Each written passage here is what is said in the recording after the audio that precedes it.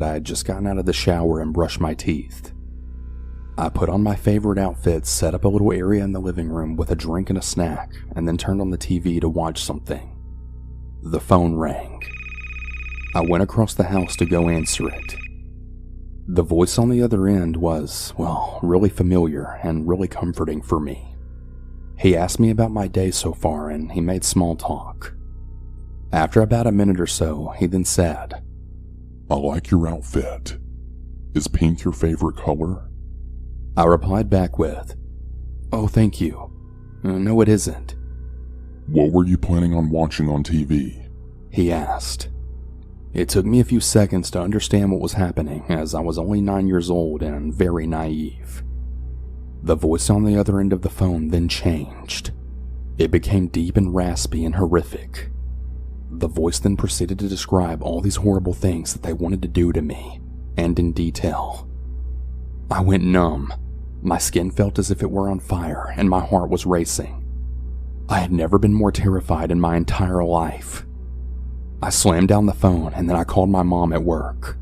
I tried to explain what happened, and I'm not sure I was making much sense. She got on to me for answering the phone, and she told me to go back about my day.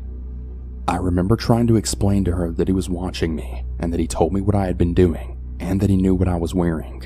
I also mentioned that I was going to call 911 because I needed help. "That isn't necessary. I'm not coming home. Just don't answer the phone and go watch TV," she said, and then I hung up. I was really confused and I was scared. I could feel his eyes on me. I pulled the curtains closed and I raced around the house, torn between doing what I felt was right and doing what I had been told by my mother. This whole time the phone was ringing. The second it would stop, it would just start up yet again. The sound of the phone ringing would pulse through my entire body like electricity. It was practically paralyzing me. It was like I was frozen but also on fire at the same time. I waited for a pause in the ringing and called 911. "I'm home by myself and I'm 9 years old and someone's watching me and telling me they're going to kill me," I told the operator. She tried to keep me calm and she said that she would send help for me. I remember standing there listening to this kind voice just trying to help me, but I could feel every scary movie scenario just playing out behind me. Was he creeping up behind me with a knife? Was he going to shoot me through a window? Was he going to throw a rock through the glass and open the door? I just didn't know. I couldn't breathe and I couldn't feel my body. In a moment of panic, I set off the alarm to the house and ran outside.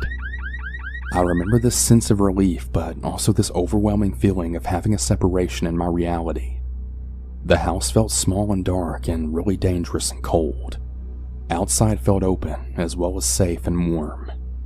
I could hear lawnmowers and the sounds of birds chirping. It was a beautiful break from that bone-chilling feeling of the phone. It was like I was watching a movie and I could see myself experience both of these environments at the same time. A neighbor was pushing his child in a swing. He was concerned. He let me stand next to him and he protected me. I could hear the sirens now, the blaring sound getting louder as they grew closer. It felt like it took an eternity, but the police finally arrived. An officer walked over to me and he asked me what happened. I did my best to explain it, but so many of the words on the phone that were used were just so embarrassing. I couldn't bring myself to use such adult words to a police officer. And his other words were just bone-chilling. I couldn't say those either. To this day, I can still hear my young voice repeating the words. He was watching me. He said he was going to kill me. Not long after, my mom's car pulled into the driveway. She, for some reason, decided to come home. She didn't look for me or come to speak to me. She just calmly got out and then walked over to the police officer. I was standing in the doorway from the house to the garage, just facing the driveway. I could see my mom and the police officer. I was watching and trying to understand, trying to figure out what was happening. Then I saw it. She was laughing. My face was swollen from tears, my heart still racing, and my skin was on fire, and my mom was laughing? What the hell was going on? Very slowly, I crept a little closer, and I then overheard. "I'm so sorry about this. I guess she just got scared being home alone and overreacted. I'm really sorry. What the hell's happening? What did I do wrong? Did I imagine this? Was this a dream? Should I not have called 911? Did I actually overreact? My memory of what happened after that is a little hazy. I remember refusing to stay home alone and the sound of the phone ringing just rippling through my body. It wasn't something I liked discussing. I refused to repeat what had been said to me by the voice on the phone.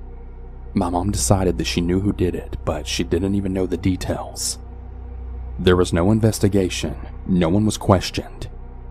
She told me it was a boy who was the same age as me who lived across the street.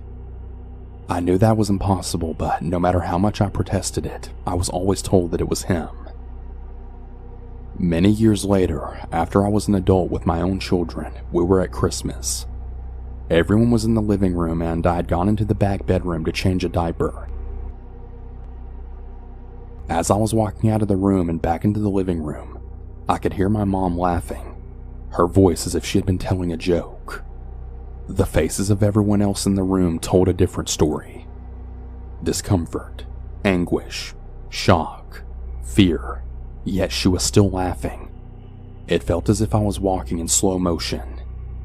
One of my older children had actually stopped me from entering the living room and sort of pushed me back into the room that I had just come out of. She just told the story of you being home alone and the man threatening to kill you. She told it like it was a joke or something. Like some funny story from your childhood, my child told me. To this day, I never learned who it was that called me. I deal with my fear of ringing phones and phone conversations on a daily basis. It's awful,